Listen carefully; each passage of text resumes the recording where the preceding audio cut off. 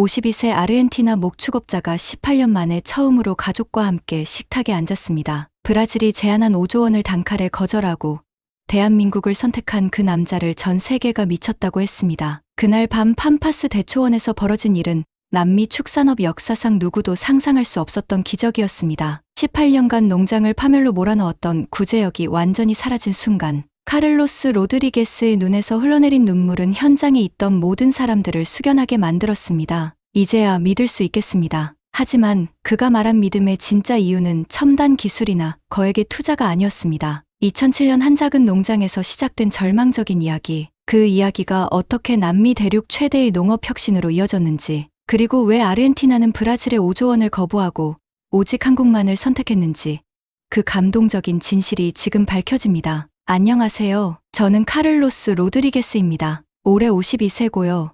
아르헨티나 팜파스 지역에서 소를 키우고 있어요. 오늘은 정말 특별한 날이에요. 18년 만에 처음으로 가족 모두가 함께 식탁에 앉고 있거든요. 지금 제 옆에는 아내 마리아가 앉아 있어요. 48세인 아내는 오늘 아침부터 부엌에서 분주하게 움직이고 있었어요. 아사도를 준비하면서 콧노래를 부르고 있었죠. 18년 만에 듣는 아내의 콧노래였어요. 맞은편에는 아들 마누엘이 앉아 있어요. 27살이 된 아들은 부에노스아이레스에서 수의사 일을 하고 있었는데 오늘 특별히 집에 왔어요. 양복을 입고 있는 모습이 어색하면서도 자랑스러웠어요. 큰딸 소피아는 25살이에요. 결혼해서 아이 둘을 두고 있고요. 오늘은 남편과 함께 왔어요. 손자 페드로와 미겔이 식탁 주변에서 뛰어다니고 있어요. 아이들 웃음소리가 집 안을 가득 채우고 있었어요. 작은 딸 카르멘은 23살이에요. 대학에서 농업을 공부하고 있어요. 오늘 아침에 기차를 타고 집에 왔다고 하더라고요. 짧게 자른 머리가 무척 어울리고 있었어요. 저희 집 식탁은 할아버지가 직접 만드신 거예요. 참나무로 만든 큰 식탁이에요.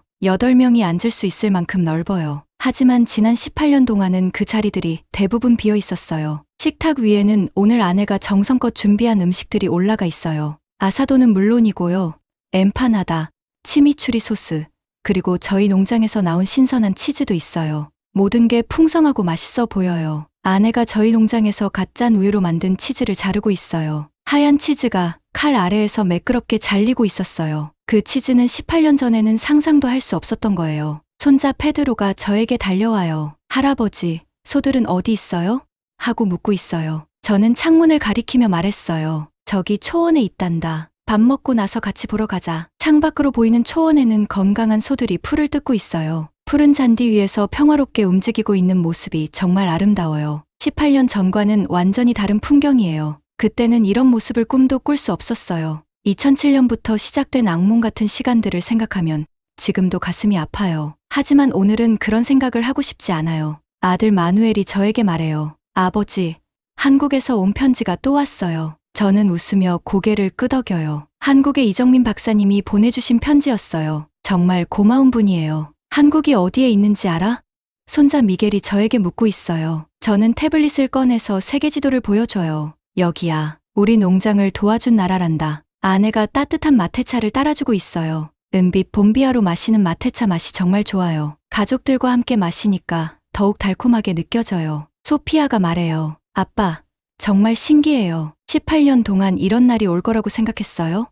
저는 잠시 생각에 잠겨요. 솔직히 포기하고 싶었던 때가 너무 많았거든요. 2007년 그 해를 떠올려봐요. 구제역이 처음 발생했을 때의 충격을 아직도 생생하게 기억하고 있어요. 그때 저는 어떻게 해야 할지 정말 몰랐어요. 저희 농장에서 키우던 소 300마리 중 절반이 죽었어요. 정부에서 온 사람들이 모두 매몰해야 한다고 말했을 때 하늘이 무너지는 것 같았어요. 그 소들은 제게 단순한 가축이 아니었어요. 하나하나 이름도 있었고 성격도 다 달랐어요. 베티, 루나, 카를로스 제 이름을 따서 지었던 소예요. 모두 제 가족 같은 존재들이었어요. 경제적 타격은 정말 심각했어요. 은행 대출금이 눈덩이처럼 불어나고 있었어요. 이자만으로도 매달 엄청난 돈이 나가고 있었죠. 아내는 부에노스아이레스로 일하러 나가야 했어요. 남의 집 청소를 하면서 돈을 벌고 있었어요. 저는 그런 아내를 보면서 정말 미안했어요. 아이들에게 용돈도 제대로 줄 수 없었어요. 학용품 사달라고 할 때마다 마음이 찢어지는 것 같았어요. 아이들도 점점 말을 안 하게 되었어요. 집안 분위기가 점점 어두워지고 있었어요. 저녁 식사 시간에도 모두 조용했어요. 웃음소리가 사라진 집은 정말 쓸쓸했어요. 그때부터 아이들이 하나둘씩 집을 떠나기 시작했어요. 마누엘이 먼저 부에노스아이레스로 갔어요. 수의사가 되어서 농장을 도울게요라고 말했지만 사실은 이곳을 떠나고 싶어 했어요. 소피아도 결혼하면서 도시로 이사했어요. 남편이 농장 일을 도와주겠다고 했지만 실제로는 농장에 오기 싫어했어요. 이해할 수 있었어요. 카르멘도 대학에 진학하면서 집을 떠났어요. 방학 때도 잘 집에 오지 않았어요. 친구들과 여행을 간다며 핑계를 대고 있었죠. 2010년, 2013년, 2015년 구제역은 계속 발생했어요. 매번 복구하려고 노력했지만 또다시 발생하면 모든 게 원점으로 돌아갔어요. 유럽에서 온 축산 전문가들은 비싼 백신과 장비만 팔려고 했어요. 근본적인 해결책은 제시하지 않았어요. 돈만 더 들어갈 뿐이었어요. 이웃 농장들도 하나둘씩 문을 닫기 시작했어요. 어릴 때부터 알던 후안 아저씨 농장도 팔렸어요. 대기업에서 헐값에 사들여 갔어요. 마리아 할머니네 목장도 결국 포기했어요. 80년 동안 가족이 지켜온 땅이었는데 말이에요. 할머니가 우시는 모습을 보고 있자니 제 마음도 아팠어요. 저는 목축업협동조합 회장을 맡고 있었어요. 2000여 농가를 대표하는 자리였죠. 하지만 농민들을 도와줄 수 있는 방법이 없었어요. 조합회의에 참석할 때마다 농민들의 절망적인 표정을 봐야 했어요. 회장님, 우리는 어떻게 해야 해요? 라고 묻는 사람들에게 답할 말이 없었어요. 가장 힘들었던 건 가족들의 실망하는 눈빛이었어요. 명절 때마다 친척들이 농장은 괜찮냐고 물어봤어요. 저는 거짓말로 괜찮다고 대답해야 했어요. 아내는 점점 말수가 줄어들고 있었어요. 예전에는 농장 일에 대해 이것저것 물어보던 아내가 아무 말도 안 하게 되었어요. 아이들은 농장 이야기만 나오면 주제를 바꿨어요. 아빠, 다른 이야기 해요라고 말하면서 피하려고 했어요. 정말 서글펐어요. 2018년경에는 정말 포기하려고 했어요. 농장을 팔고 부에노스아이레스로 이사를 가자고 아내에게 말했어요. 작은 가게라도 차리자고 했어요. 하지만 아내가 이렇게 말했어요. 당신 할아버지와 아버지가 평생 지킨 땅을 그렇게 쉽게 포기할 거예요? 그 말이 저에게는 마지막 희망 같았어요. 3대째 이어온 이 농장을, 이 땅을 포기할 수는 없었어요. 그래서 마지막으로 한 번만 더 시도해보기로 했어요. 그게 2019년이었어요. 완료되었습니다. 그리고 바로 그해 아르헨티나 정부에서 발표한 소식을 들었어요. 한국과 스마트 축산 기술 협력 협정을 체결한다는 뉴스였죠. 그때만 해도 한국의 축산업에 대해서는 전혀 몰랐어요. 저는 그날 밤 컴퓨터 앞에 앉아 있었어요. 한국의 축산업에 대해 찾아보고 있었죠. 인터넷 화면이 깜빡거리고 있었는데 연결 상태가 좋지 않았어요. 몇 번 시도한 끝에 드디어 한국 축산업 관련 기사를 찾을 수 있었어요. 그리고 놀라운 사실을 발견했어요. 한국도 2000년대 초반에 구제역으로 큰 피해를 입었다는 거였어요. 기사에서 보니까 한국은 2000년부터 2010년까지 엄청난 고생을 했더라고요. 350만 마리의 소와 돼지를 매몰해야 했다고 나와 있었어요. 우리보다 훨씬 큰 피해였어요. 사진들을 보고 있는데 정말 충격적이었어요. 한국 농부들이 소를 매몰하면서 울고 있는 모습이었어요. 그 표정이 지난 18년 동안 제가 지었던 표정과 똑같았어요. 하지만 그 다음에 나온 사진들은 완전히 달랐어요. 2020년 이후 한국의 축산 농장들이었는데 마치 다른 세상 같았어요. 깨끗하고 현대적인 시설들이 눈에 띄었어요. 농부들의 표정도 완전히 바뀌어 있었어요. 밝고 자신감 넘치는 모습들이었어요. 어떻게 이런 변화가 가능할까? 저는 혼자 중얼거리고 있었어요. 아내가 옆에 와서 물어봤어요. 뭘 그렇게 열심히 보고 있어요?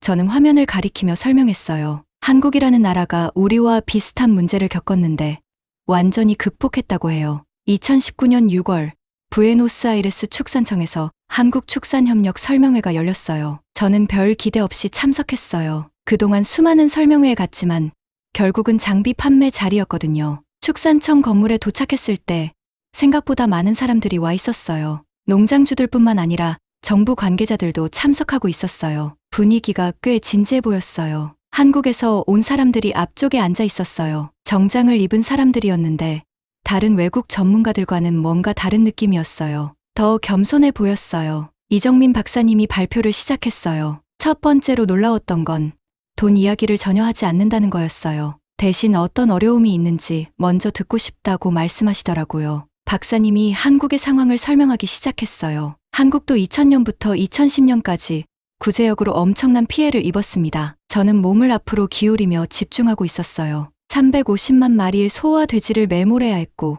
축산 농가들이 절망했던 시기가 있었습니다. 박사님의 목소리에는 진심이 담겨 있었어요. 저는 손을 들고 질문했어요. 정말로 한국도 우리와 같은 고통을 겪었나요? 박사님이 노트북을 열어서 사진을 보여주기 시작했어요. 한국 농부들이 소를 매몰하면서 울고 있는 사진이었어요. 마치 제가 18년 전에 겪었던 그 순간과 똑같았어요. 가슴이 먹먹해지고 있었어요. 이 농부분의 표정을 보세요. 박사님이 화면을 가리키며 말씀하셨어요. 절망과 좌절이 그대로 드러나 있죠. 우리도 똑같은 마음이었습니다. 그런데 다음에 나온 사진들은 정말 놀라웠어요. 같은 농장이었는데 완전히 다른 모습이었어요. 현대적이고 깨끗한 시설들이 들어서 있었어요. 이것이 10년 후의 모습입니다. 박사님이 설명을 계속하고 있었어요. 스마트 축산 기술을 도입한 후의 변화입니다. 건강한 소들이 깨끗한 축사에서 생활하고 있는 모습이었어요. 농부의 표정도 완전히 바뀌어 있었어요. 밝고 자신감이 넘치고 있었어요. 박사님이 설명하는 기술들도 신기했어요. IoT 센서로 소의 건강 상태를 실시간으로 확인할 수 있다고 했어요. 마치 SF 영화 같았어요. AI로 질병을 조기에 발견하고 자동화된 방역 시스템으로 외부 병원균을 차단합니다. 박사님의 설명을 들으면서 저는 점점 흥미를 느끼고 있었어요. 하지만 가장 놀라웠던 건 가격이었어요. 유럽이나 미국 기술에 비해 절반도 안 되는 비용이라고 했어요. 정말인가요? 저는 속으로 의심하고 있었어요. 그리고 무엇보다 중요한 건 기술 이전을 통해 여러분이 직접 운영할 수 있도록 도와드리겠다는 겁니다. 이 말을 들었을 때 저는 깜짝 놀랐어요. 다른 외국 업체들은 항상 자기들이 관리해야 한다고 했거든요. 농민들은 그냥 시키는 대로만 하라고 했어요. 하지만 한국은 달랐어요. 설명회가 끝난 후 저는 이정민 박사님에게 개별적으로 다가갔어요. 다른 농장주들도 줄을 서서 기다리고 있었어요. 박사님, 정말로 우리 같은 작은 농장도 도와주실 건가요? 저는 조심스럽게 물어봤어요. 큰 대가를 바라지 않고 말이에요. 박사님이 웃으면서 답하셨어요. 한국도 작은 농가들이 많아요. 서로 도우며 발전하는 게 맞다고 생각해요. 그 웃음이 정말 진실해 보였어요. 혹시 저희 농장을 한번 보러 오실 수 있나요? 저는 용기를 내서 물어봤어요. 박사님이 고개를 끄덕이며 물론이죠라고 답하셨어요. 그날 집에 돌아와서 아내에게 모든 걸 설명했어요. 아내는 처음에는 반신반의하고 있었어요. 또 다른 장비 업체 아니에요? 라고 물었죠. 하지만 제가 받은 자료들을 보여주자 아내도 점점 관심을 보이기 시작했어요. 정말 신기하네요. 소의 건강 상태를 스마트폰으로 볼 수 있다고요? 며칠 후 박사님에게서 연락이 왔어요. 직접 저희 농장을 방문하겠다고 하셨어요. 저는 기쁘면서도 걱정이 되고 있었어요. 저희 농장은 18년간의 어려움으로 시설이 많이 낡아 있었거든요. 부끄러웠지만 현실을 숨길 수는 없었어요. 있는 그대로 보여드리기로 했어요. 박사님이 오시는 날, 저는 아침 일찍부터 농장을 정리하고 있었어요. 아내도 함께 도와주면서 최대한 깔끔하게 만들려고 노력하고 있었어요. 시간이 되자 박사님이 도착하셨어요. 생각보다 소박한 차를 타고 오셨더라고요. 정장 대신 편안한 작업복을 입고 계셨어요. 첫인상부터 달랐어요. 완료되었습니다. 박사님이 농장에 와서 둘러보기 시작했어요. 비판하지 않고 계속 질문만 하고 계셨어요. 이 시설은 언제 설치했나요? 구제역이 주로 어느 구역에서 발생했나요? 구체적인 질문들이었어요. 박사님이 작은 수첩에 메모하고 있는 모습이 인상적이었어요. 진짜 관심을 가지고 있다는 게 느껴졌어요. 방역은 어떻게 하고 계시나요? 박사님이 물어보셨어요. 저는 솔직하게 답했어요. 사실 제대로 된 방역 시설이 없어요. 그냥 소독약을 뿌리는 정도예요. 박사님이 고개를 끄덕이시면서 말씀하셨어요. 농장의 역사와 경험이 모두 소중한 자산이에요. 새로운 기술은 이런 경험 위에 더해지는 거예요. 그 말을 들었을 때 정말 감동받았어요. 제가 지난 18년간 겪은 고생이 헛되지 않았다는 생각이 들었어요. 처음으로 누군가가 제 경험을 인정해주는 것 같았어요. 박사님이 한국에서 가져온 작은 장비를 꺼내셨어요. 한번 시연해 볼까요?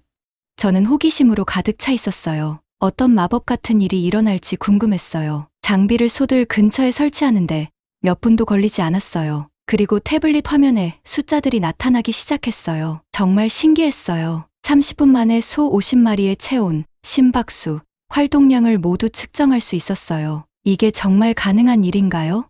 저는 믿을 수가 없었어요. 박사님이 화면을 가리키며 말씀하셨어요. 이 3마리가 이상 징후를 보이고 있어요. 내일 수의사에게 확인받아 보세요. 저는 반신반의하고 있었어요. 다음 날 수의사가 와서 확인해 보니 정말로 그 3마리가 초기 질병 증상을 보이고 있었어요. 만약 박사님이 오지 않았다면 며칠 후에 큰 문제가 될 뻔했어요. 저는 정말 놀라고 있었어요. 이런 기술이 정말 존재하는구나. 아내도 신기해하며 박사님에게 질문을 계속하고 있었어요. 그날 저녁, 박사님과 함께 저희 집에서 저녁을 먹었어요. 아내가 직접 만든 아사도를 준비했어요. 온 집안에 고기 굽는 냄새가 가득했어요. 박사님이 아사도를 드시면서 한국에서도 이런 가족적인 분위기를 그리워해요라고 말씀하시더라고요. 그때 저는 확신했어요. 이분들이 진짜라는 걸요. 하지만 그 평화로운 시간은 오래가지 않았어요. 2020년 초, 아직 한국 기술 도입을 준비하고 있을 때였어요. 갑자기 정부에서 연락이 왔어요. 브라질에서 엄청난 투자 제안이 들어왔습니다. 축산청 담당자가 흥분한 목소리로 말하고 있었어요. 총 50억 달러 규모입니다. 50억 달러면 우리 돈으로 5조 원이에요. 상상할 수 없는 큰 돈이었어요. 저는 전화를 받으면서 어리둥절하고 있었어요. 브라질 아그리비즈니스 대기업 컨소시엄에서 아르헨티나 전체 축산업을 현대화하겠다는 제안입니다. 담당자가 계속 설명하고 있었어요. 최신 유럽 기술, 자동화 시설, 대규모 공장식 농장을 만들어서 남미 최대의 축산업 허브로 만들겠다고 합니다. 정말 거대한 계획이었어요. 다음 주에 부에노스아이레스에서 설명회가 열린다고 했어요. 저는 호기심으로 참석하기로 했어요. 5조 원이라는 숫자가 계속 머릿속을 맴돌고 있었어요. 설명회 당일 부에노스아이레스의 고급 호텔에서 행사가 열렸어요. 화려한 로비에는 정장을 입은 사람들이 가득했어요. 분위기가 완전히 달랐어요. 브라질 측 대표들이 앞쪽에 앉아 있었어요. 비싼 정장을 입고 금시계를 차고 있는 사람들이었어요. 한국 사람들과는 정반대의 느낌이었어요. 발표가 시작되었어요. 홀로그램으로 미래형 농장을 보여주고 있었어요. 완전 자동화된 시설들, 로봇들이 움직이는 모습들이 화려하게 펼쳐졌어요. 5년 내에 남미 축산업 생산량 500% 증가.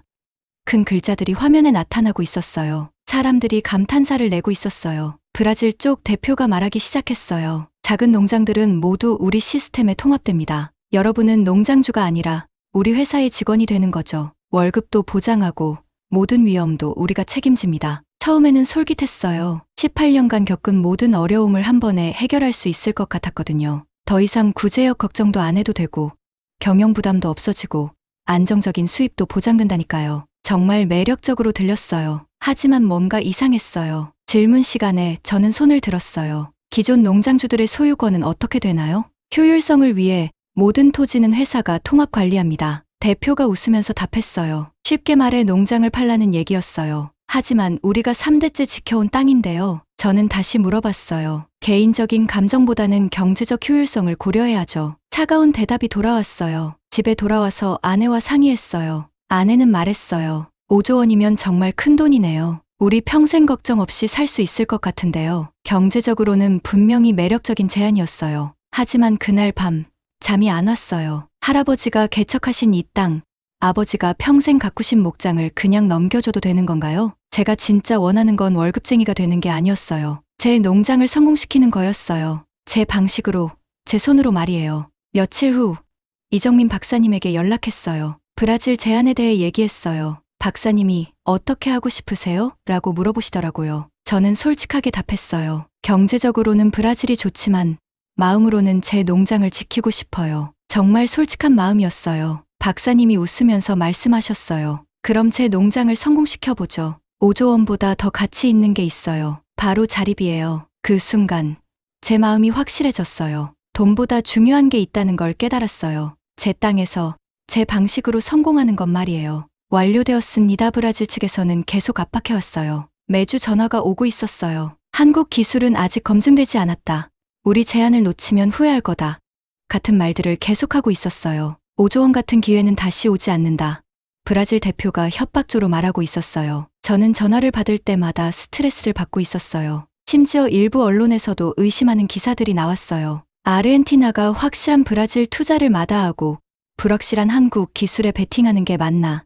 이런 식이었어요. 주변 사람들도 저를 이상하게 보기 시작했어요. 카를로스, 너 정말 미쳤구나. 5조 원을 거절하다니. 정신이 나갔나. 이런 말들을 듣고 있었어요. 하지만 저는 이미 결심했어요. 목축업 협동조합 회장으로서 2000여 농가 앞에서 발표했어요. 회의실이 농민들로 가득 차 있었어요. 우리는 5조 원을 거절하고 한국과 함께 가겠습니다. 저는 단호하게 말했어요. 돈보다 중요한 건 우리 농장을 우리가 지키는 거예요. 농민들이 웅성거리기 시작했어요. 어떤 사람은 놀라워하고 어떤 사람은 걱정하고 있었어요. 하지만 대부분은 제 말에 공감하고 있는 것 같았어요. 우리는 월급쟁이가 되려는 게 아닙니다.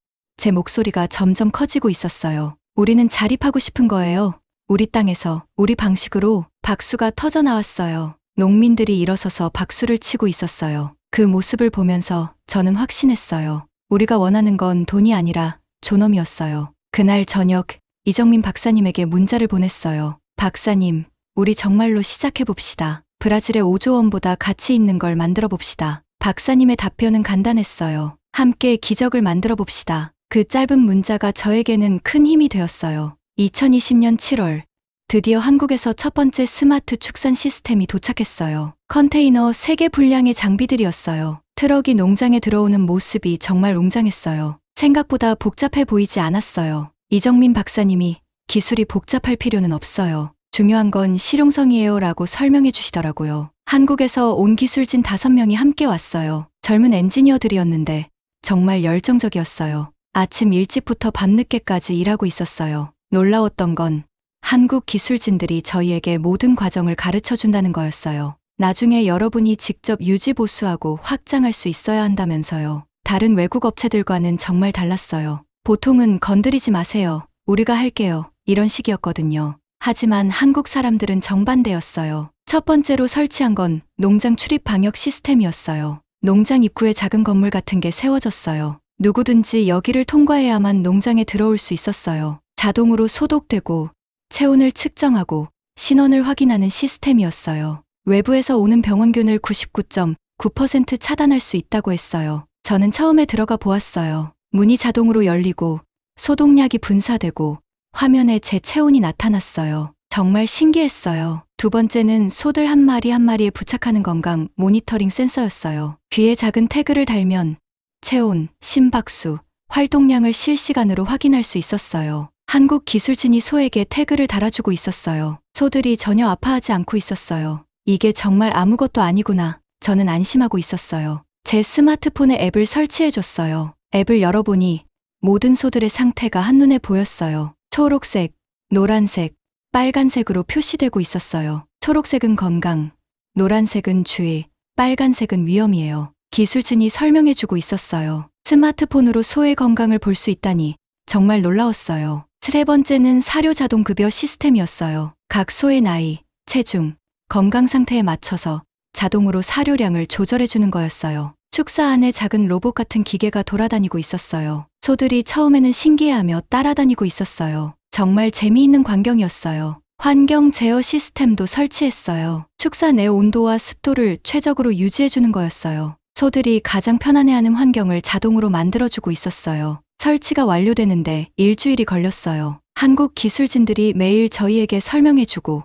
직접 체험해보게 했어요. 정말 친절했어요. 마지막 날 전체 시스템을 테스트해봤어요. 모든 게 완벽하게 작동하고 있었어요. 데이터들이 실시간으로 화면에 나타나고 있었어요. 이제 진짜 시작이에요. 이정민 박사님이 말씀하셨어요. 저는 가슴이 두근거리고 있었어요. 정말로 새로운 시작이었어요. 한 달 후 첫 번째 결과가 나왔어요. 정말 놀라웠어요. 소들의 전반적인 건강 지수가 30% 향상되었고 사료 효율성도 25% 증가했어요. 무엇보다 소들의 스트레스 지수가 크게 낮아졌어요. 예전에는 소들이 자주 아프고 예민했는데 이제는 훨씬 평온해 보였어요. 우유 생산량도 눈에 띄게 늘어났어요. 하루에 평균 20% 더 많은 우유가 나오고 있었어요. 질도 훨씬 좋아졌어요. 그런데 정말 놀라운 일이 일어났어요. 시스템 설치 2달째 되던 날, 근처 농장에서 구제역이 발생했다는 소식이 들렸어요. 18년간 저를 괴롭혔던 그 악몽이 다시 시작되는 건가 싶어서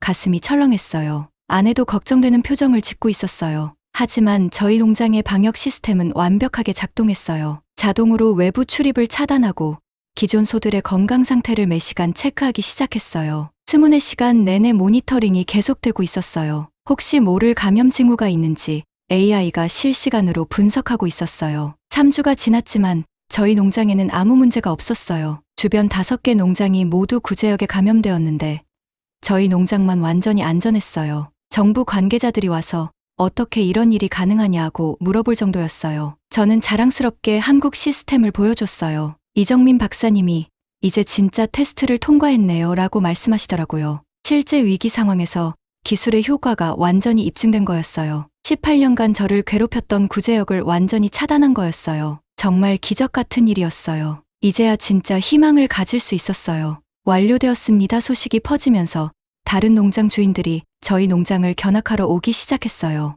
매일 전화가 걸려오고 있었어요. 카를로스, 정말 구제역이 안 걸리는 거야? 이 시스템 얼마나 비싸? 우리도 설치할 수 있어.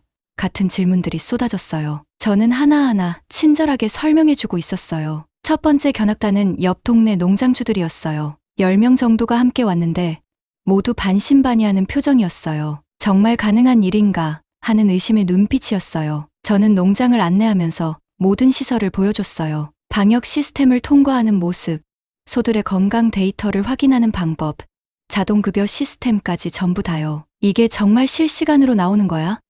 후안 아저씨가 제 스마트폰 화면을 보면서 놀라고 있었어요. 소들의 체온과 심박수가 계속 업데이트되고 있었거든요. 그럼요. 이상한 소가 있으면 즉시 알림이 와요. 저는 자랑스럽게 설명했어요. 18년 동안 이런 기분을 느껴본 적이 없었어요. 견학을 마친 농장주들이 모두 감탄하고 있었어요. 정말 대단하다. 우리도 꼭 설치하고 싶다. 이런 말들을 하며 돌아갔어요. 가장 기뻤던 건 아들 마누엘이 농장에 돌아온다고 연락한 거예요. 아버지, 제가 수의사로서 이 기술을 제대로 배워서 농장에 도움이 되고 싶어요. 18년 만에 처음 듣는 희망적인 말이었어요. 아들이 농장을 부끄러워하지 않는다는 게 정말 기뻤어요. 오히려 자랑스러워하고 있었어요. 경제적 효과도 놀라웠어요. 구제역 피해가 없어지니까 보험료가 70% 줄어들었어요. 매달 내던 거액의 보험료가 대폭 줄어든 거예요. 소들이 건강해지니까 우유 생산량도 40% 증가했어요. 그것도 질이 훨씬 좋은 우유였어요. 유제품 회사에서 더 높은 가격에 사가고 있었어요. 사료비는 오히려 줄어들었어요. AI가 각 소에게 최적의 사료량을 계산해주니까 낭비가 없어진 거예요. 효율성이 정말 대단했어요. 순이익이 300% 증가했어요. 18년 만에 처음으로 흑자를 크게 내고 있었어요. 은행 대출금도 빠르게 갚아나가고 있었어요. 그해 연말, 저는 아르헨티나 축산업협회에서 올해의 혁신 농장주로 선정되었어요. 시상식이 부에노스아이레스 고급 호텔에서 열렸어요. 정장을 차려입고 시상식에 참석했어요. 18년 만에 처음으로 자신 있게 나서는 자리였어요. 가슴이 뿌듯하고 있었어요. 시상식에서 제가 한 말은 이거였어요. 이 상은 제가 받는 게 아니라 한국이 받는 거예요. 저희에게 진짜 기술을 나눠준 한국에게요. 박수가 터져 나왔어요. 많은 농장주들이 저에게 관심을 보이고 있었어요. 한국 기술에 대해 더 자세히 알고 싶다고 하는 사람들이 많았어요. 브라질에서 다시 연락이 왔어요. 아직 늦지 않았다. 우리 제안은 여전히 유효하다고 했어요. 하지만 저는 단호하게 거절했어요. 저는 이미 5조 원보다 더 값진 걸 얻었어요. 제 농장의 자립이에요. 브라질 담당자가 이해할 수 없다는 표정을 짓고 있었어요. 2021년이 되자 저희 농장 소식이 아르헨티나 전역에 퍼지기 시작했어요. 언론에서도 구제역을 완전히 차단한 기적의 농장이라고 보도했어요. 정부에서도 모범 사례로 선정했어요. 농업부 장관이 직접 농장을 방문했어요. 이런 혁신이 아르헨티나 축산업의 미래입니다 라고 말씀하시더라고요. 하지만 저는 다른 생각을 하고 있었어요. 이 기술을 저희 농장에만 쓰면 안 되겠어요. 다른 농장들도 도와야 해요. 이정민 박사님에게 이런 말씀을 드렸어요. 박사님이 왜 그런 생각을 하세요? 라고 물어보시더라고요. 저는 지난 18년간 혼자 고생했던 기억을 떠올렸어요. 주변 농장들이 하나둘씩 문 닫는 걸 보면서도 도움을 줄 수 없었던 무력감이 있었어요. 이웃들의 실망하는 눈빛들도 생각났어요. 제가 성공하는 것만으로는 충분하지 않아요. 모두가 함께 성공해야 진짜 성공이에요. 박사님이 웃으면서 말씀하셨어요. 그게 바로 한국이 원하던 거예요. 기술을 나누고 함께 발전하는 거요. 정말 따뜻한 말씀이었어요. 그래서 우리는 아르헨티나 스마트 축산 확산 프로젝트를 시작하기로 했어요. 저희가 먼저 성공을 보여줬으니 이제 다른 농장들도 도와야 했어요. 먼저 저희 목축업 협동조합 소속 농장 20곳을 선정했어요. 단계별로 기술을 보급하기로 했어요. 한국에서 추가 기술진이 오기로 했어요. 저는 현지 코디네이터 역할을 맡았어요. 한국 기술진들과 아르헨티나 농장주들 사이의 다리 역할이었어요. 정말 보람 있는 일이었어요. 첫 번째 교육장은 저희 농장이었어요. 20명의 농장주들이 와서 일주일 동안 함께 생활하면서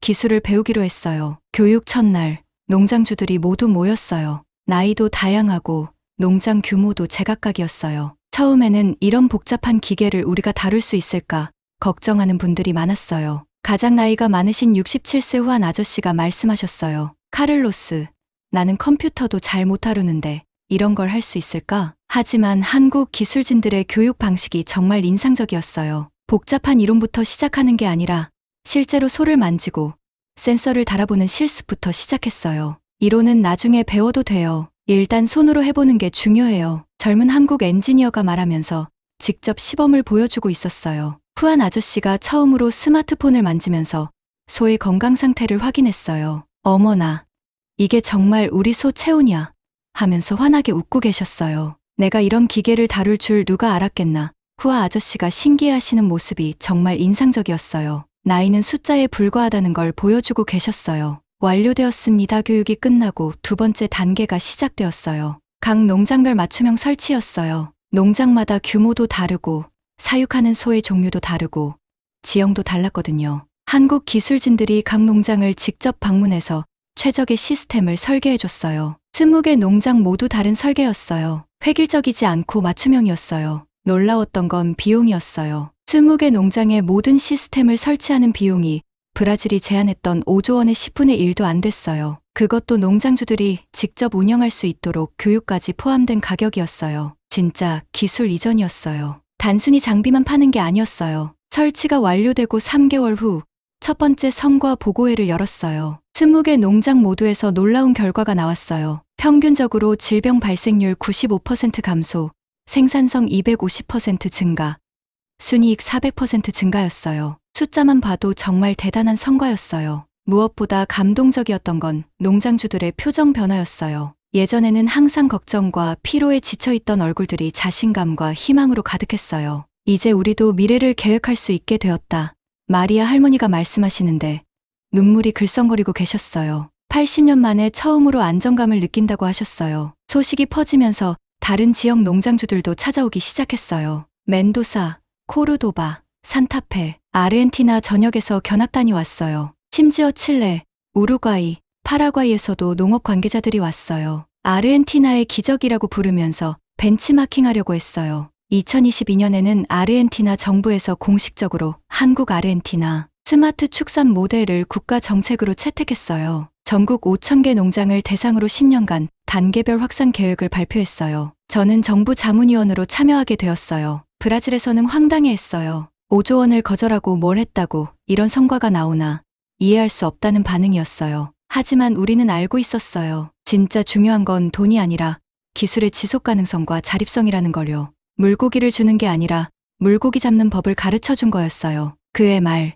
저는 한국 정부로부터 감사패를 받았어요. 한국 아르헨티나 축산협력의 가교 역할을 한 공로로요. 하지만 정작 저는 한국에게 더 감사했어요. 단순히 기술만 준 게 아니라 희망을 줬거든요. 제 인생을, 제 가족을 되찾게 해줬어요. 아들 마누엘이 한국에서 6개월간 연수를 받고 돌아왔어요. 아버지, 한국 사람들이 정말 대단해요. 자기들이 성공한 기술을 이렇게 아낌없이 나눠주는 나라는 처음 봤어요. 특히 이정민 박사님이요. 정말 진심으로 우리를 도와주려고 하세요. 마누엘이 말하는 모습에서 존경심이 느껴졌어요. 딸들도 하나둘씩 농장에 관심을 보이기 시작했어요. 소피아는 한국 기술을 기반으로 한 축산업 컨설팅 회사를 차렸어요. 카르멘은 농업대학에서 스마트 농업을 전공하고 있었어요. 할아버지의 농장을 할머니가 지키고 아빠가 키웠고 이제 제가 미래로 이끌어갈 거예요. 정말 자랑스러웠어요. 18년 전에는 농장을 부끄러워했던 아이들이 이제는 자랑스러워하고 있었어요. 그리고 오늘 2025년 6월 12일이에요. 제가 이 이야기를 시작할 때 말씀드렸던 바로 그날이에요. 18년 만에 가족 모두가 함께 식탁에 앉은 날이에요. 지금 제 앞에는 아내, 아들 마누엘, 큰딸 소피아, 작은딸 카르멘, 그리고 손자 둘이 앉아 있어요. 할아버지가 만든 식탁이 다시 가족들로 가득해졌어요. 오늘 식탁에 오르는 음식들은 모두 저희 농장에서 나온 거예요. 소고기는 저희가 키운 건강한 소들이고 우유와 치즈도 저희 농장 제품이에요.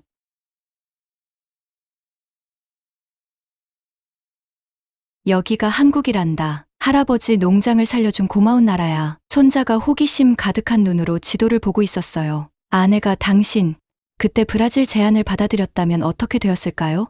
라고 물어봤어요. 저는 잠시 생각해보고 답했어요. 글쎄요. 돈은 더 많이 벌었을지도 모르죠. 하지만 지금처럼 자랑스럽지는 않았을 거예요. 정말 진심이었어요. 지금 저희는 단순히 돈을 번 게 아니라 진짜 성공을 이뤘어요. 저희 농장은 아르헨티나에서 가장 모범적인 스마트 축산 농장이 되었어요. 5,000개 농장이 저희 모델을 따라하고 있어요. 경제적으로도 브라질 제안을 훨씬 뛰어넘었어요. 저희 농장의 가치는 18년 전에 50배가 되었어요. 매년 순이익도 계속 증가하고 있어요. 무엇보다 이 모든 게 저희 소유이고 저희가 직접 운영하고 있어요. 진짜 자립이에요. 식사 후에 가족들과 함께 농장을 둘러봤어요. 푸른 초원에서 건강한 소들이 뛰어노는 모습을 보면서 정말 감격스러웠어요. 18년 전 구제역으로 죽어가던 소들의 모습과 비교하니 눈물이 날 것 같았어요. 이정민 박사님께 영상통화를 걸어서 가족들을 소개해드렸어요. 박사님이 카를로스 씨 가족들이 이렇게 화목해 보이니까